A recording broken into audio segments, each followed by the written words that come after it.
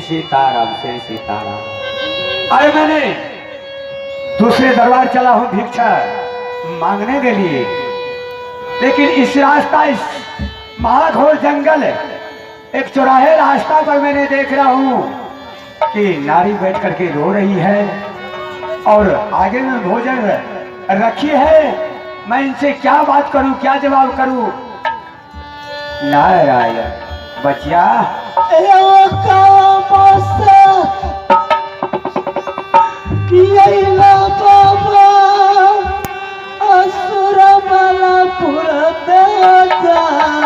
नारायण नारायण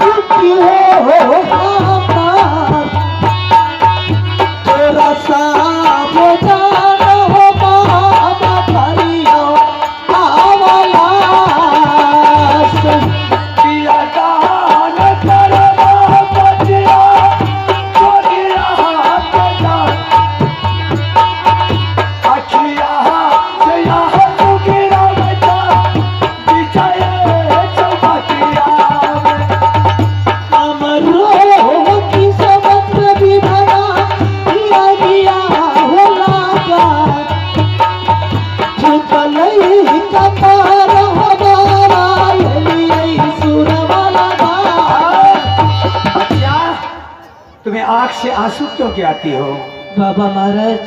और तुमने इस महाघोर जंगल में कौन ऐसा पापी तुम्हें आकर के इस जंगल में छोड़ गया है और तुम्हें बैठ करके रो रही है बच्चिया?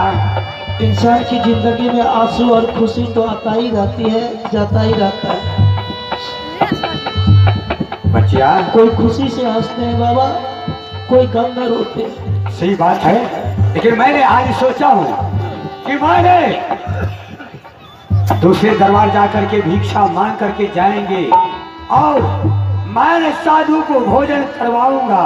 आज तुमने पहली बार मिली है बच्चिया, मैं तुम्हें क्या कहूँ? क्या तुम्हें भिक्षा दे सकती है? अवश्य दे सकती हूँ बाबा, लेकिन पहले बच्चिया तुम्हें एक बात बोलो।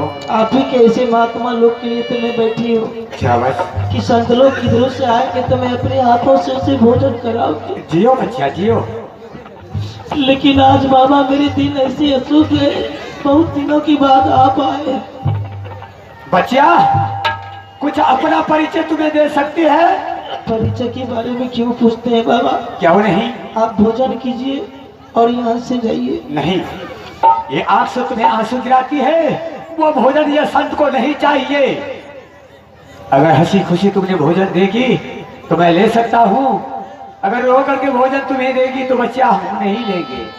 और सबसे पहले कुछ तुम अपना एड्रेस बताओ।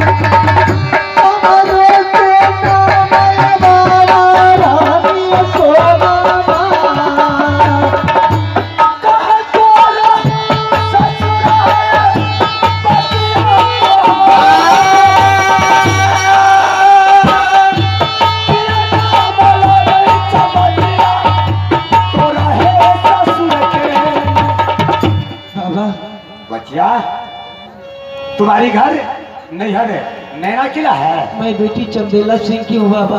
नारायण। मेरे भाई की नाम बाबू इनरदेव है।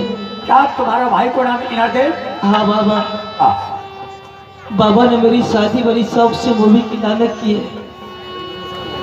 मेरे ससुर का नाम राजा जासर सिंह है। अरे मेरे सास की नाम रानी देवला है। मेरी गोतनी की नाम रानी फूला है। तुम्हारी देवर को मत पूछिए बाबा उसकी नाम। बोलो बच्चिया बोलो। अबे तुम्हें घबराने की बात नहीं है बच्चा। ये संत किसी को मदद करता है किसी को अब गुरु नहीं करता है बच्चा। बाबू रुदल सिंह है। क्या देवर का नाम? हाँ बाबा। इतना महान नाम जंगे रुदल चौकी।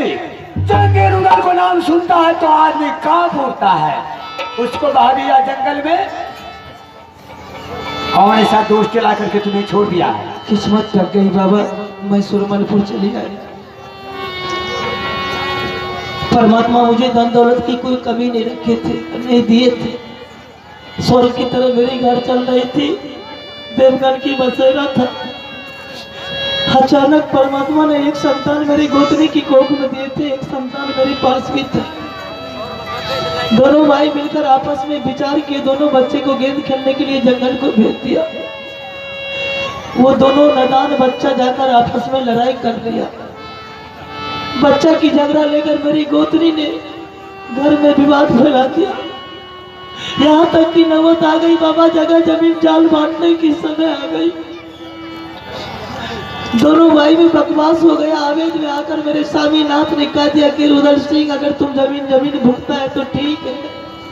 तेरे नाम से अगर ये राज पाठ होगा तो मैं तीनों पुरानी इस राज को छोड़कर निकल जाऊंगा, या तो मेरे नाम से होगा तो तुम्हें ही भागना होगा।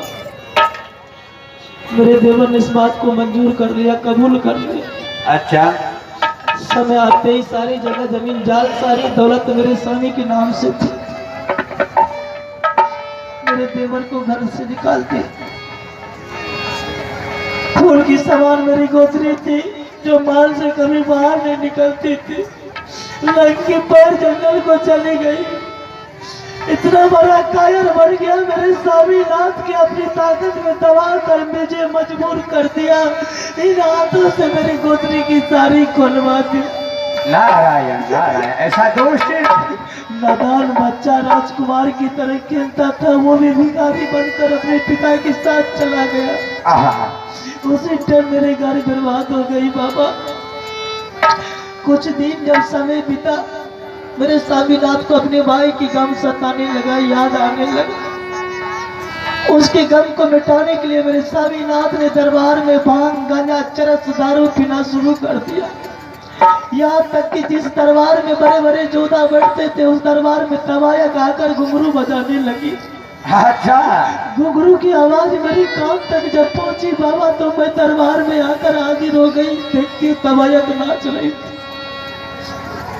मैंने अपने स्वामीनाथ को समझाई कि आखिर कब तक ये शराब पीते रहेंगे, कब तक शराब पी पी कर नशा अपने भाई की गम को भूलते रहेंगे, कब तक ये तवायक आकर घुंघरू बजाती रहेगी, आपके दिल को बहलाती रहेगी। इससे अच्छा है कि अपनी रजा की पोशाक खोलकर जिस हालात में मेरे देवर गया है उसी भेष में आप ही चले जाइए।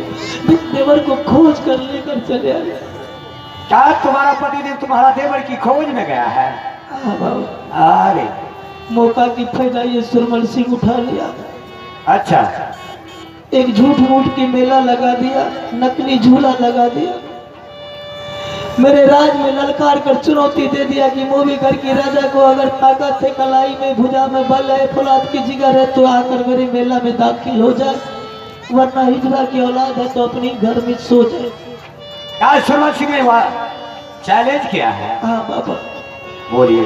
उस टाइम मेरे देवर की बात याद आ गई कि मेरे देवर की कहना था, भाभी कोई देश की छतरी अगर तुम्हें ललकार रहा तो उस ललकार को बर्दाश्त मत करना, मेरी तलवार की लाज बचाना। उन पापी की चुनौती सुनकर मैं आवेश में अपने आस को खो दिया बाबा। ये पापी की नगरी पहुंच गई। शेष के मेला में मैंने दाखिल हुई, सारे छतरी लोग तंबू गिराकर सोया हुआ था, दुश्मन की झूला खाली पड़ा हुआ था। मैंने उनकी झूला पर बैठ गई, रावण की तरह हकार मारकर पहुंच गया। भाई जबरदस्ती मेरी धोला उठा कर ले आया बाबा। दिन रात शादी की वातावरण गुस्से करते हो। क्या सुरमल सिंह? हाँ बाबा। तुम्हारी सास शादी का सवाल करता है? जा रे छोटे सुरमल सिंह। अरे दोस्त, किसी दूसरे को, नारी को तुम्हें उठा करके लाया शादी करने के लिए, तुम्हें मर जाना चाहिए रे पापी। बचिया, तुम्हें धैर्य जरा, ये सब तुम्हारा मदद अवश्य करेंगे।